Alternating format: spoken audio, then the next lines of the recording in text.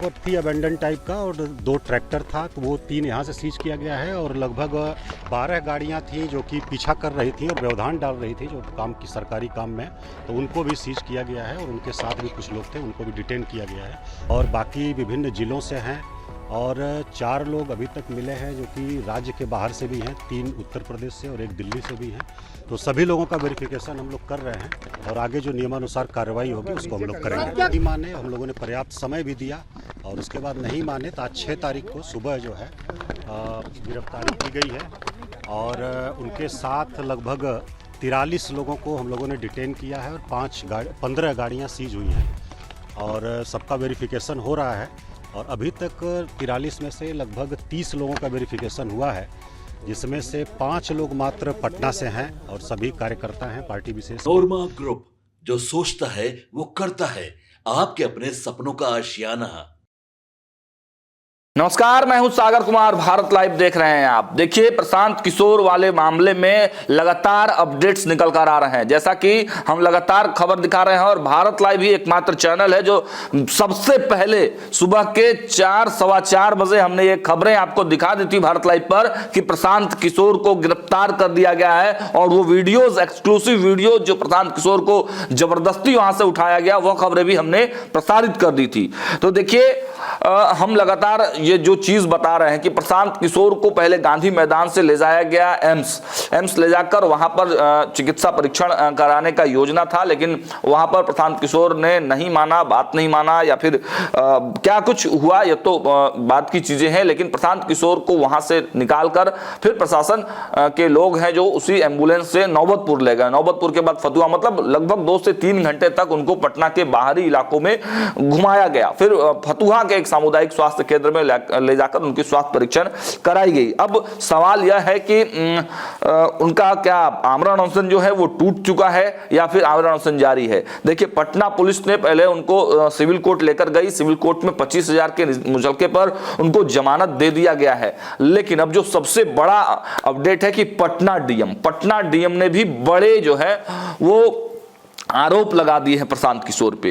Patna DM का क्या कुछ कहना है, पटना डीएम ने कौन कौन से बड़े आरोप लगाए हैं प्रशांत किशोर पर, क्या प्रशांत किशोर फिर से उस जगह पर जाकर धरने पर बैठ जाएंगे, आमरण अनशन पर बैठ जाएंगे, उस सब की जानकारी तो हम देंगे। लेकिन पहले पटना डीएम चंद्रशेखर सिंह का बयान सुन लीजिए। और माननीय पटना उच्च न्यायालय के आदेशानुसार जो निर्धारित स्थल चिन्हित है वहाँ पर गर्दनी बाग में जाकर के धरना प्रदर्शन किया जाए, ये नोटिस भी दे दिया गया था। और उसके बाद नहीं मानने पर प्राथमिकी भी गांधी मैदान थाना में दर्ज की गई थी। और उसके बाद हम लोगों ने कई बार आग्रह किया विभिन्न चैनल से, विभिन्न माध्यमों से कि यहाँ से हट करके जो निर्धारित स्थल है वहाँ पर लोग चले जाएं, वहाँ पर धरना प्रदर्शन करें शांतिपूर्ण ढंग से। लेकिन लोग नहीं माने, हम लोगों ने पर्याप्त समय भी दिया और उसके बाद नहीं माने तो आज 6 तारीख को सुबह जो है गिरफ्तारी की गई है और उनके साथ लगभग 43 लोगों को हम लोगों ने डिटेन किया है और 15 गाड़ियाँ सीज हुई हैं और सबका वेरिफिकेशन हो रहा है। और अभी तक 43 में से लगभग 30 लोगों का वेरिफिकेशन हुआ है, जिसमें से 5 लोग मात्र पटना से हैं और सभी कार्यकर्ता हैं पार्टी विशेष के, और बाकी विभिन्न ज़िलों से हैं और 4 लोग अभी तक मिले हैं जो कि राज्य के बाहर से भी हैं, 3 उत्तर प्रदेश से और 1 दिल्ली से भी हैं। तो सभी लोगों का वेरिफिकेशन हम लोग कर रहे हैं और आगे जो नियमानुसार कार्रवाई होगी उसको हम लोग करेंगे। क्या कोई छात्र भी थे? कोई छात्र भी थे? नहीं, छात्र का अभी तक नहीं है। कुछ लोग क्लेम कर रहे हैं, लेकिन 43 में से 30 लोग छात्र नहीं हैं, ये निश्चित हो गया है, वेरिफिकेशन हो गया है। बाकी लोगों का हम लोग वेरिफिकेशन कर रहे हैं। कुछ लोग क्लेम कर रहे हैं छात्र होने का, तो उनका भी सत्यापन हम लोग करा रहे हैं। नहीं, आगे जो नियमानुसार है वो कार्रवाई की जाएगी, हम लोग कोर्ट में पेश करेंगे और वहाँ से जैसा कोर्ट का आदेश होगा वैसा आगे तक कार्रवाई करेंगे। नहीं, वो यहाँ पर थी अबेंडन टाइप का और 2 ट्रैक्टर था, तो वो 3 यहाँ से सीज किया गया है और लगभग 12 गाड़ियाँ थीं जो कि पीछा कर रही थी और व्यवधान डाल रही थी जो काम की सरकारी काम में, तो उनको भी सीज किया गया है और उनके साथ भी कुछ लोग थे, उनको भी डिटेन किया गया है। तो उनका भी वेरिफिकेशन हम लोग कर रहे हैं और आपके माध्यम से हम आग्रह करना चाहेंगे कि जो निर्धारित स्थल है वहीं पर धरना प्रदर्शन जिनको करना है करें। दूसरा ये कि ये प्रतिबंधित स्थल है, तो यहाँ पर धरना प्रदर्शन बिल्कुल नहीं करें। बहुत ही सख्ती से हम लोग निपटेंगे अगर यहाँ कोई दोबारा फिर से प्रयास करता है तो। और तीसरी बात यह है कि अब मामला उच्चतम न्यायालय में, माननीय उच्चतम न्यायालय में जा चुका है। हमारा आग्रह है कि सभी लोग अपनी बात वहीं पर रखें। जो माननीय न्यायालय का निर्णय होगा वो सभी लोगों को मान्य होना चाहिए और इसमें अब कोई धरना प्रदर्शन की बात नहीं है। मेडिकल हो गया सर, बहुत बहुत धन्यवाद। मेडिकल हो गया सर।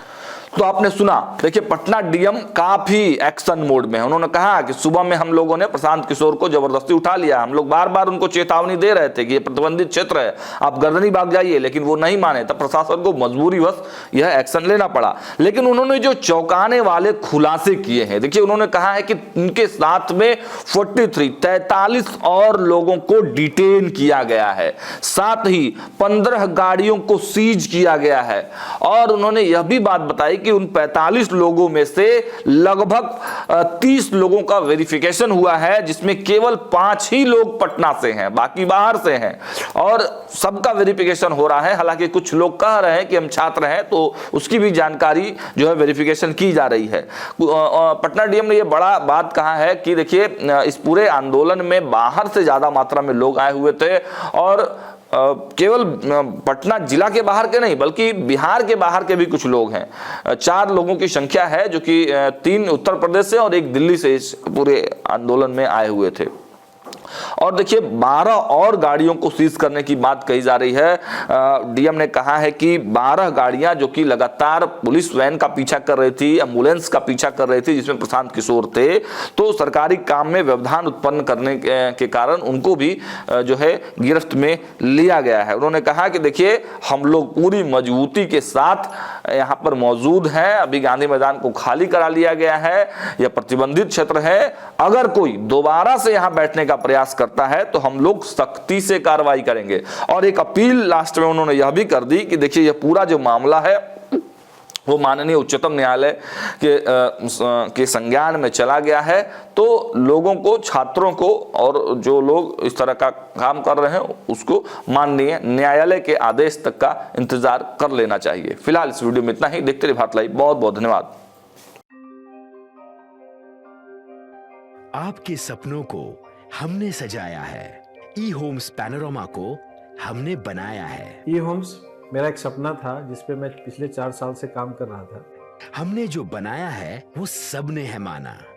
ई होम्स पैनोरामा में हो आपका भी आशियाना। और फाइनली हमने 2021 में इस प्रोजेक्ट को लॉन्च किया। बहुत लोग अप्रिशिएट कर रहे हैं कि पूर्णिया जैसे शहर में, बिहार के, एक तो बिहार की बात करें उसमें भी पूर्णिया जैसे छोटे जगह में इस तरह का लाइफस्टाइल देना, ये सुन के हम लोगों को बहुत अच्छा लगता है। ई होम्स में हमने कुछ और भी किया है, जैसे हम जिस जगह में रह रहे हैं हमारे फैमिली सिक्योर हो, उनको सिक्योरिटी का ध्यान में रखा है। आपकी सुविधा और सुरक्षा आपके लिए खास है, ये आपका विश्वास है। इसमें आर्टिफिशियल इंटेलिजेंस का 7 लेयर सिक्योरिटी का हमने इस्तेमाल किया है। लस ग्रीन कैंपस को बनाया है। यदि हमारा बाउंड्री वाल है तो वो वर्टिकल गार्डन है। ये जितनी भी फैसिलिटी होता है एक इंटरनेशनल टाउनशिप में ई होम्स है, ये हम लोग विश्वास नहीं कर पा रहे हैं। जो भी हमारे मित्र, दोस्त या जो भी हमारे बाहर के बाहर आते हैं तो हम लोगों को बहुत अच्छा सुनने को मिलता है और बहुत अच्छा क्रेडिट मिल रहा है। वो सारा हमने सिर्फ एक बिल्डिंग नहीं बनाया, हमें एक बहुत अच्छा लाइफस्टाइल दिया ई होम्स में। और मेरा एक सपना था जिसको मैं आज फुलफिल होते हुए देख पा रहा हूँ। ये आपका आवास है। ई होम्स पैनोरामा में अब आपका निवास है।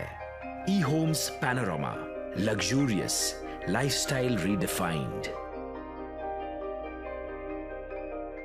पनोरमा ग्रुप, जो सोचता है वो करता है। अगर ये वीडियो पसंद आई और वह बिहार के राजनीति और बिहारियत से सरोकार रखेनी तो सब्सक्राइब बटन दबा के चैनल के सब्सक्राइब कर ली। ओजे एगो घंटी बा, ओकरा बटन दबा देला से कुल सटीक और मारक खबर रुआ मुफ्त में मिल जाई। अगर रुआ पत्रकारिता के हमनी के नया प्रयोग में सहयोग कर चाहतानी तो ज्वाइन बटन दबा दी। पेटीएम नंबर नोट कर ली 938681